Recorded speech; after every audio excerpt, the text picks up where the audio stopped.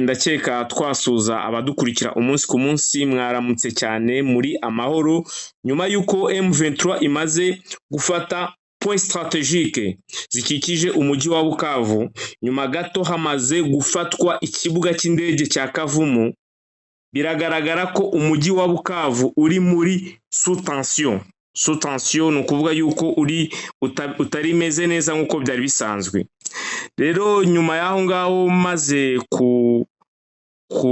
kureba ibyaramutse muri rusange ndetse n'ibyiriwe ku makuru ari gucacana hirya no hino, na kundi nabigenje nahamagaye imboni dufite iri kuri terrain, iri kuri field, ari we umunyamakuru tubana umunsi ku munsi ubagezaho ibiganiro biri kuri tele by'intambara ikomeje gukurikirana ya Congo. Ni Mutinuba Jean Paul. Mutinuba Jean Paul, urimo uranyumva? Yego ndakumva neza, mpagaze kuri Rusizi ya mbere mu by'ukuri aho nitegeye umupaka w'u Rwanda na Congo. Mfite ubushobozi bwo kureba ku mupaka wa Congo ndetse n'u Rwanda kuko muri hejuru ahantu mpagaze hari strategique cyane. M23 mu masa 12:10 nibwo abasirikare umurongo basaga nka 500 bagaragaye hariya muri komine Bagira binjira mu mujyi wa Bukavu. Yewe hashize akanya gato uwo murongo uciyeho tugiye tubona bifotoreje kuri ku ngoro cyangwa se ku nzu ya guverineri wa Sud Kivu. Ubona ko rero M23 iri mu mujyi hagati. Twabonye inakata muri rompwe. Amakuru mfite ndi kubona abantu bahagaze ku mupaka neza wa Congo b'abasirikare, sindamenya niba ari FARDC cyangwa ari M23, ariko amakuru mpagazeho 100% iryo nabonye n'amaso yanjye nuko M23 yamaze kwinjira mu mujyi wa Bukavu. Ikindi M23 yamaze kuba ifata ibiro bya guverineri, banafatiye ifoto baramanuka bagera no ku cyambu cy'ubwato aho bita kuri bato Emmanuel E na Emmanuel D. M23 uwo mukika uwo mwegege w'ikiyaga cya Kivu niyo iri kukontorora, bitandukanye no ku mugoroba twavugaga ko M23 ishobora kuba yatezwe. Amakuru namenye ngo nuko operation iri joro zaraye zikorwa n'abakomando ba M23 ngo arizo zitumye rero yinjira muri uyu mujyi. Ariko attention, abasirikare ba FARDC haba muri iki gice cya Kansayu ahangaha muri izi defense baracyarimo ba FARDC, gusa harimo haragenda havuga udusasu duke kuko ni umujyi binjiyemo nta masasu menshi ari kuvuga. Turaje rero turebe, dutegereje se saa 3 saa 4 ziragera, saa 5 ziragera, bimeze gute situation? Gusa M23 Wiringoma kuri X yavuze ati turi gisirikare cy'abantu, tura armée de population. Urakoze cyane Jean Paul kutubwira muri mace mu cyamace, ariko hanze ahangaha hari amakuru acaracara tutari kumva kimwe. Sinzi nimba uri umuntu uri kuri tele nk'imboni ya Sano TV official watubwira umuntu bita Masunzu ko abavuga amakuru ariko asa nkaho tutari guha kwizera dukurikije uburyo bijya bivugwa ku rugamba. Imbura ku rugamba havugwa n'ikinyoma cyinshi. Umuntu bita Masunzu waba wateye akajisho cyangwa ukumviriza ukumva ko yabakiri muri uwo mujyi wa Bukavu? General Masunzu niwe mugaba wa operation yose, ariko nizo nshingano Tshisekedi yamuhaye. General Masunzu yararashwe mu kuraswa, ubwo ni imodoka yararimo yaguye muri ambush. Masunzu arakomereka, arasirwa ahantu bita Husi muri Karehe. Gusa amakuru dufite nawe ari mu basirikare bamaze kuba bajyanwa bajyanwa za Kisangani, ubwo kuwa 4 mu masaa 4 abarindaga ikibuga cy'indege cya Kavumu. Kwibutsa abantu ko M23 yagifashe kuwa 5 mu masaa 4. Masunzu ngo yajyanye n'abadejeri aho yagiye kuvurirwa za Kisangani, dore ko yari yamaze gusimbuka ambush.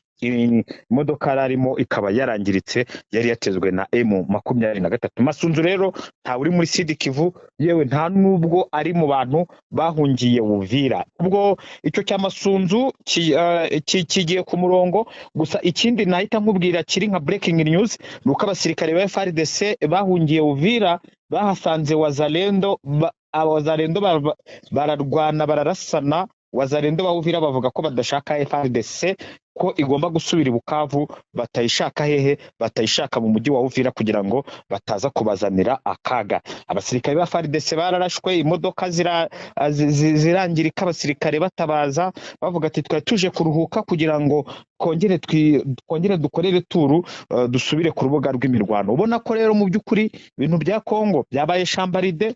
Uyu mujyi nawo rwose 97% ni confirme rwose. 23 yinjiraga muri uyu mujyi, abaturage bavuga karibu wa vijana wananza kazi, wa vijana wanaingia.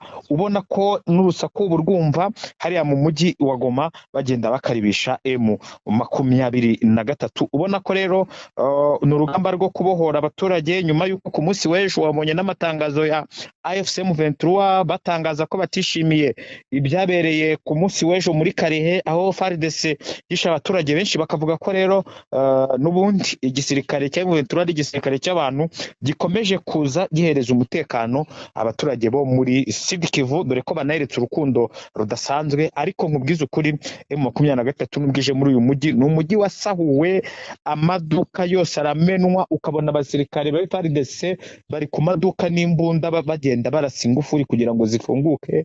Pamu barayisahuye no muri iki gitondo, Burarima bongeye barayisahura. M23 yanyuze ku baturage bari aho ngaho basinze, mu by'ukuri abantu kunywa inzoga z'ubuntu, hari igihe unywa n'ibyo utatekerezaga, ibacaho igenda, ubona ko bari bayitegereje kugira ngo bayakire. Nta masasu turumva ntayavugiye za Rubavu ubwo M23 yinjiraga mu mujyi wa Goma.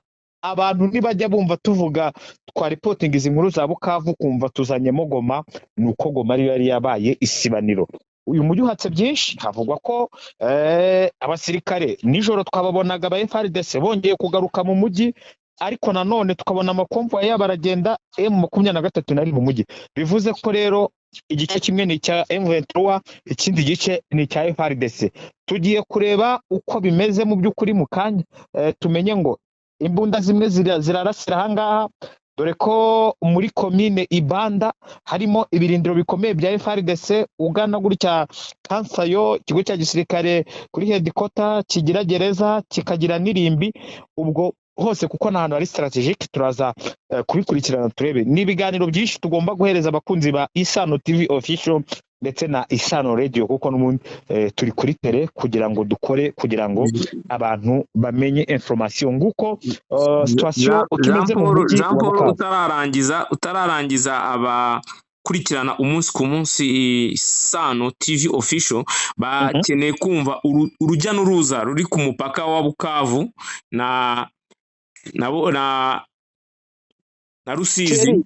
Thierry, urujya n'uruza rw'abantu, urujya n'uruza ntarwo, kuko nta bantu bava mu Rwanda bajya i Bukavu, ahubwo abantu bahunga bo bemerewe kuva muri Kongo baza mu Rwanda. Byo kuvuga urujya n'uruza ni kwa kundi vaviye kugenda no kugaruka, nta muntu uri kuva mu Rwanda ajya i Bukavu, ahubwo abantu bave Bukavu bari kwambuka baza mu Rwanda, kuko migration ya Kongo abateragaho ntabahari. Ikiriho rero nuko hari abajene bo muri Kongo bamaze gushimuta uyu mupaka, akaba ari bo ku munsi w'ejo uko nabisize, nuko winjiraga uje mu Rwanda uhunze ugatanga $10, ugatanga $5, ayo wari ufite yose bakagutambutsa kugira ngo uze mu Rwanda. Urujya n'uruza rwo ntarwo, kereka abahunga.